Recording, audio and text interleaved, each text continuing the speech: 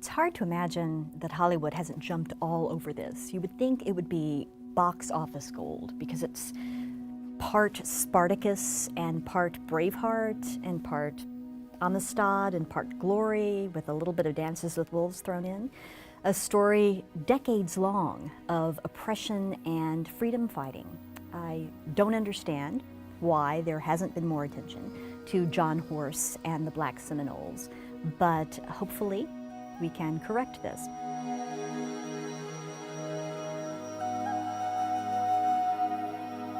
John Horse and the Black Seminoles deserve to be remembered for a number of reasons.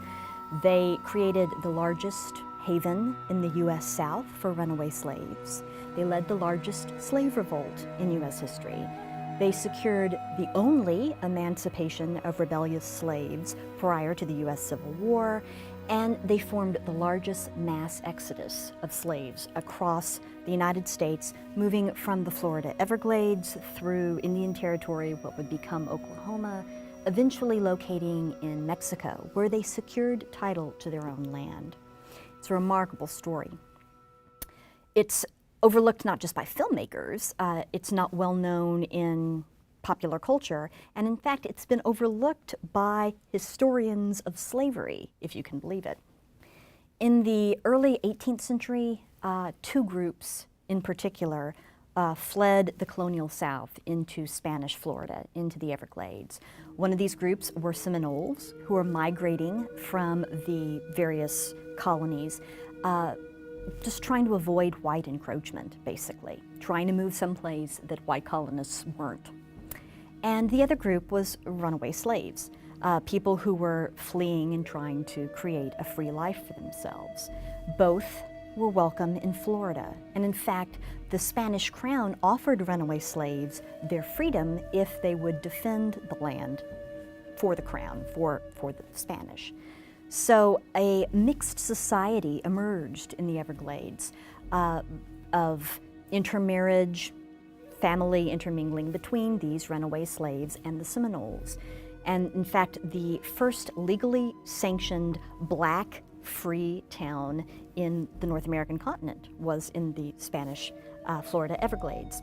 After the American Revolution, people living in the southern states didn't really like living that close to a large armed population of former slaves, particularly when they were in league with the local Native American nation, the large armed group of free Seminoles. And they knew that their own slaves felt free to run away and be harbored by this group. They knew that they were welcomed.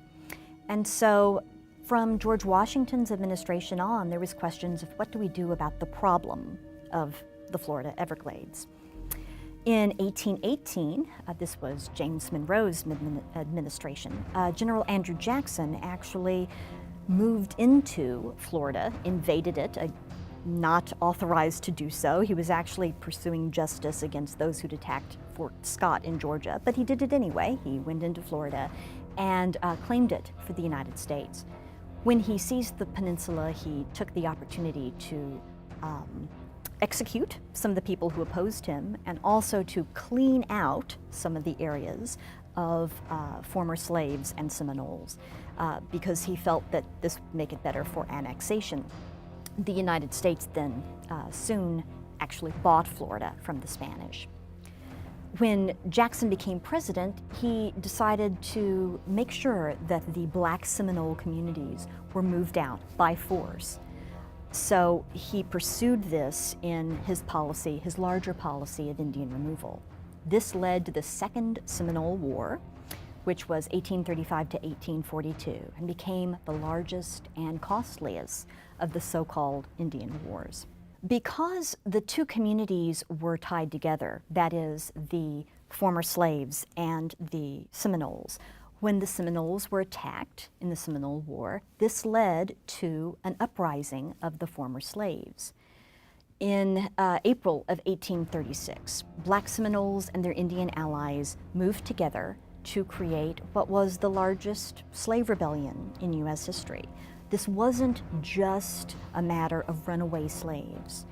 More than 385 plantation slaves ran away from their masters and joined the Black Seminoles, essentially in laying waste to the Florida sugar mills, which were some of the most valuable areas, plantations in the whole continent. One Seminole leader at the time was the leader Osceola, who is justly remembered by history. Another leader who rose up at this time was John Horse, who was ethnically a Black Seminole, and who would ultimately lead his people on a long and trying exodus for their freedom.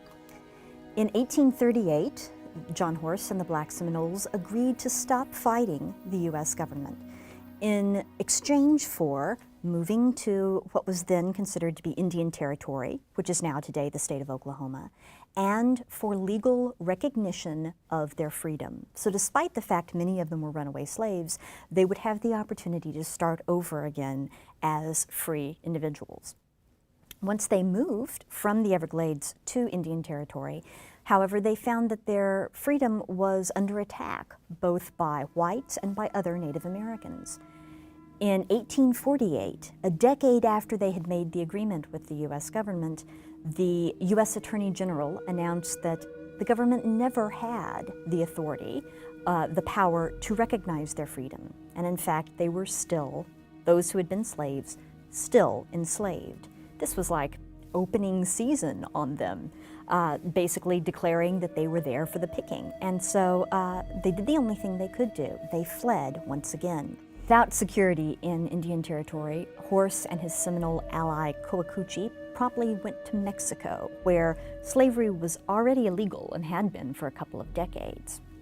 There, Horse became famous as a general in the Mexican army, and his people found a way to make a life.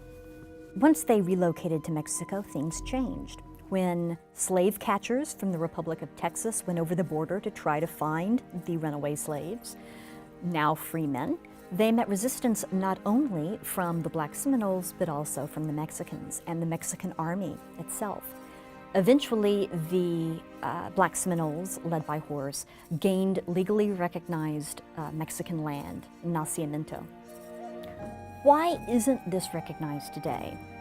Well, for one thing, historians tend to be historians of Native American history or historians of slavery, but there's not many that move among these subjects, and it's a bit confusing because you have both the issue of runaway slaves and the issue of Native Americans kind of blended together, so it seems to fall through the cracks.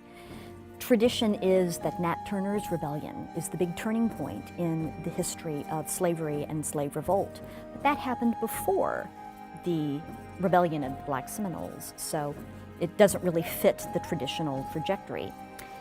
And perhaps most importantly, it really represents a blemish on U.S. history, not only because of the poor treatment of Native America as represented by the Seminole War, not only the poor treatment of African Americans through the device of slavery, but also because this group really did manage to negotiate a separate peace with the U.S. government, and 10 years later the government turned their backs on them. So it's, in multiple ways, a difficult story for people of the United States to tell. But it's worth remembering that a community of freedom fighters trekked from Florida to Oklahoma to Mexico and found ultimately peace and freedom and prosperity in lives that they could direct as their own. I recommend highly the website johnhorse.com for more information.